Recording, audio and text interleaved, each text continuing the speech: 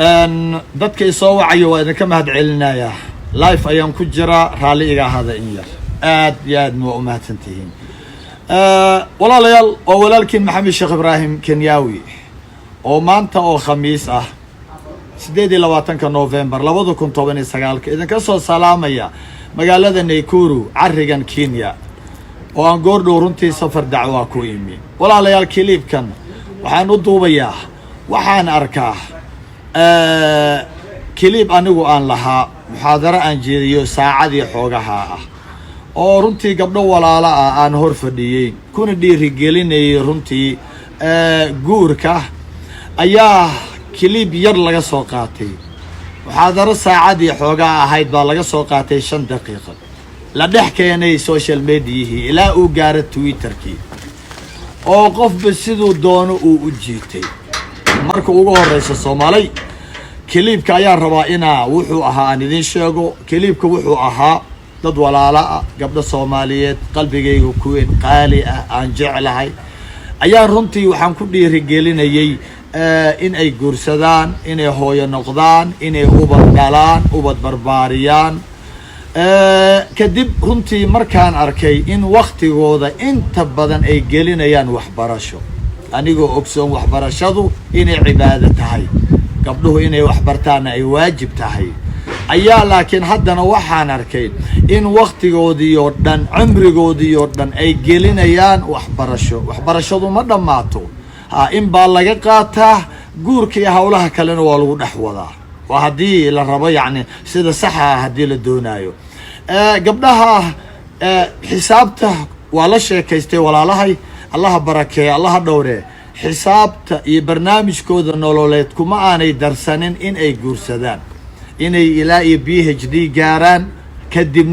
kadibna in ay shaqeeyaan hawlo adduunyo idinkuba aad garanaysaan inaanay dhammaanaynin gabdhihiina runtii cimri baa ku socda anna waxaan jeclaystay gabdhaheena Soomaaliyeed inay noqdaan hooyooyin iyagoo wax bartay iyagoo shahaadooyin wata iyagoo PhD holders ah iyagoo shaqeynaya iyagoo wax qabanaya bulshada caawinaya iyagoo qiyamkoodii akhlaaqdoodii sita inay dhanna guursadaan hooyo noqdaan ubad barbaariyaan maxaa yeelay gabdhuhu hadday guurka ka caagaan oo aanay guursanin waxbarashada ummad ma barbaarinayso waxaan rabnaa jiil soo baxa oo ubad barbaari haddaanay hooyaday guursan lahayn anigu ma aanan dhasheen adigu hooyada haddaanay guursateen adigu ma aadan dhalateen marka runtii si qalbi wanaagsan ayaan walaalahay waxaan ugu dhiirigelinayay in ay guursadaan laakiin kilibkii runtii meel badan baa la dhigay si xun baa loo kala fasiray waliba kaftan waxaa ku jiray aan gabdhaha walaalahay la kaftamayay oo aan isbarbar dhigayay gabadha guursata da'da yar ku guursata iyo gabadha aan guursanno da' weyn ku gaadha sida shahaado u daba ordaysay runtii anoo la kaftamaa eriyaha 40 sano haddii aad gaartid yaa hadhow ku guursanaya yacni hadallo marka sidaa darteed waxaan ka cudur daaranayaa oo aan aad uga xumahay runtii in kilibkii public laga dhigay oo meel fog la gaarsiiyay waxaan si rasmi ah anoo walaalkiin ah anoo idin jecel khaasatan dumarka ayaan hadalka u dhigayaa waxaan runtii ka cudur daaranayaa hadalkayga inuu walaalahay qaarkood qalbigoodii uu dhaawacay in si xun loogu fasiray in weliba boogo hore oo runtii jiray in uu damqiyay aad baan uga cudur daaranayaa hadal aan leeyahay weligay wax kuma aanan damqin waana khalad runtii islaamka in uu damqiyo quluubta islaamka quluubtu bogsiya diintu quluubtay bogsiisa waxbarashadana haweenka waxaad garanaysaan door xoog leh ayay runtii islaamku uu siiyay gabardhan oo hooyal raba inay noqoto inay ubad barbaarisa reer dhan inay dhisto mas'uul inay ka noqoto runtii waxaad garanaysaan waxa looga baahan yahay ee waxbarasho ah waad garanaysaan idinkuba qof caqli leh marnaba ma dhiirigelinayo mana ku samaanayo gabdhuhu inay jaahiliin ahaadaan abadan waxaanu rabnaa gabdhaheenu inay wax bartaan inay weliba adduunyo maadi inay bartaan darajada ugu sarreysa inay ka gaaraan dhakhaatiir inay noqdaan computerist inay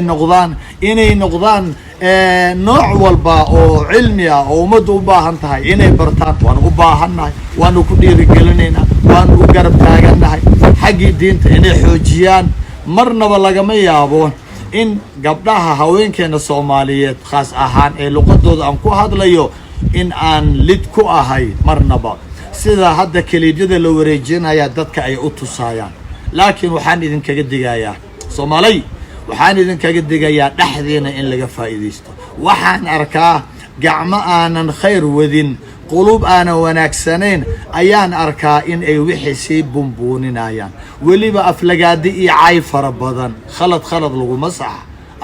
arrinkan waxaan idin ballan qaadayaa gabdhaha inta khayrka doonaysa waxaan idin ballan qaadayaa dib dambe khaladkan inaanu u dhacaynin hadalladan ma aragtay idin jaraaxeeyay ama damqiyay boogihii hore jiray inaanay soo laabanaynin in maanta kadib aan garabkeena sidii hore aan u taagnaanayo kaligeena ma ahaa ragga oo dhan culimada diinka oo dhan raggeena Soomaaliyeed garabkeena taagan yihiin aad iyo aad wadan kaga mahad celinayaa waxaan ballan ku qaadayaa insha Allah ta'ala barnaamijyadeedii xiga doorka gabdhaha waxbarashada looga baahan yahay sida ay wax u baranayaan waadna garanaysaan oo 30 sano waxa runtii xooga bulshada u hayay caawimada u hayay bulshadeena soo kiciyay badbaadiyay in ay yihiin haweenka wad garanaysaan haweenka maanta Muqdisho waxaad garanaysaan in Soomaaliya oo dhan reerka quruxda badan ee sida quruxda u nool in ay u maqan tahay gabar wax baratay in ay soo biilayso gabar in muruqmaal ay tahay waxaad garanaysaan odaga dharkiisu cad yahay ee dharkiisu qurux badan yahay shaalka xiran bakoorada xiran golaha ka hadli kara ragga ma aragtay shaah u bixin kara siin kara inay gabari u maqan tahay anoona raggana liideenin laakiin gabdhaha maadaama waxaan hadda imika la wadwado ana la iga dhigayo inaan gabdhaha ka soo horjeedo yaan aqligiina marnaba lagu ciyaarin yaan walaalkiin marnaba la idinku dirin waxaad ogsoontihiin oo cidna aan inkiraynin in haweenku waagii hore ilaa imika ilaa waliba qiyaam saaca door xoog inay bulshada ku leeyihiin gabadhii u horeysay ee islaamkan qaadata muslimad noqota title ka xirata waxay ahayd umuna Khadiija radiyallahu anha wa ardaaha xoogeedii xoolaheedii juhdigeedii dadaalkeedii ku bixisay diinta islaamka gabadhii nafsada u hurtay ugu horeysay shahiida ahayd ee dhiigeeda iyo nafsadeeda u bixisay yaa islaamka ku badbaadisay diinta waxay ahayd gabar dumar ayay ahayd waa Sumayya bint Khayaat radiyallahu anha wa ardaaha umuna Aisha iyadoo aad u daaya radiyallahu anha waad garanaysaan caalimada in dad waaweyn oo raga meel fog inta looga yimaado loo soo safra masaa'isha diinta la weydiin jiray xagga cilmigana sidaas ay ka ahayd Salama radiyallahu anha wa ardaaha wa hooyooyinkii muslimiinta waxaad garanaysaan sulhu Hudaybiyah waa markii rasuulka loo diiday sallallahu alayhi wa sallam loo diiday in uu galo Makka oo uu banaankii degay waa ku yiri halkan ayaan ku xalaaloobeena oo aanu madaxa ku xiranayna halkan ayaan ka laabanayna marka raggii waatay ka soo horjeesteen rasuulka sallallahu alayhi wa sallam laakiin Ummu Salama radiyallahu anha وكي أرنكي أي حالسي رسولك أدو مرويسا مركو أقل صلى الله عليه وسلم قرية دي أي ويدي سي رقيبا وحيدي ديهن إن أي مانتا مدحا عيرتان هل كان وحيدونيان إني وحيدونيان إني مكا دقالكو قلا وحي تري رأيي هذا فيري وقف دمر رقي أرنكي وحلين واي إذا حلسي هل كاقنبر سوق هذه ترى رسول الله فريسو ويرو كيتي ما حيري مدحا لغودقو حكو حيرو إيغا وذا حيراني أرنكي إذا حلسي عقلقا وناكسن قف دمر أيوها كابا صوتك إمو ودن كيني صوماليا حتى قردو وان كان ذا كصولاتي همتي محاضروين كان ديغي دادك إيماني انتو ضبادان هورت الدمر بيعهايا وحقبا قابيني قدبيني دادك اسويري خيرك كشقيني دمر أيي أهايا dadka la ii sheegay ee runtii wax bartay oo ka faa'iideystay qixi dalalka shisheeye jaamacadii ka faa'iideystay maanta bulshada runtii meel sare ka hayana waxay u badan yihiin waa dumar رجعنا وابرتا رجعوا هذا كهذا مايو رجعيان لحناقن لكن ودورك الدمر كويان مركا دمر كمرنا ولا ما إنكر كراي dadka meelaha marka cajalka ku wareejinaya iga dhigay inaan dumar ka soo horjeedo dumarka cid ka soo horjeeda male nin waalan ma ahana cid kale kama soo horjeedo allah idin barakeeyo qulubteena nadiifiya hadalladana hagaajiya wa ilaahi wa kuleeyahay subhanahu wa rasuulka sallallahu alayhi wa sallam alayhi wa qul li ibadi yaqulu allati hiya ahsan adoomadeedu ku dhahay hadallada inay hagaajiyaan hadalba hadalka ka wanaagsan war ajir baad ka helaysan hadallada wanaagsan waxaad garanaysaan aayadii kale ahayd waqulu linnaasi xusnan dadka wax wanaagsan u dhaha idinkoo doonaya inaad wax saxdaan soo hadalladiina ma hagaajin karaysaan soo hadalladiina ma hagaajin karaysaan waa haddaad dhanka khayrka u jeedaan weeyaan miyadan hagaajin karin hadallada allah idin barakeeyo allah idin dhowro dadka hadallada igu maaragtay jareexayay dadka caayida iyo balaayada qoray ama gacantooda igu jaraaxay runtii ama afkooda maaragtay ila baxay oo waliba dhanka xun hadalka u wada waan idin cafiyay idinku dayan maayo waxaan arkayaa runtii dad doonaya in ay kiciyaan inay falkan celiska reaction ka la sameeyay mid ka daran inaan sameeyo inaan caaytamo ama inaan hadallada qaluuciyo marnaba iga filmaysaan aad baan idin jeclahay runtii aad baan idin jeclahay sifadeedana waxay tahay aniga anoonan is ammaanaynin qofka i gooyo waan xiriiriyaa qofka i caayo waan ammaanaa qofka i dulmo waan cafiyaa cafi baa iga tihiin anaa wada barnaamij cafi walaalkaa cid walboo i xumaysa cid walboo i caysa cid walboo i jaraaxaysa cid walboo dadaalka aan samaynayo doonaysa inay hoos u dhigto waan cafiyey waan idin cafiyey runtii adduuna waan idin cafiyey aakhirana waa idin cafiyey laakiin dan waxaa idin Soomaali dan waxaa idin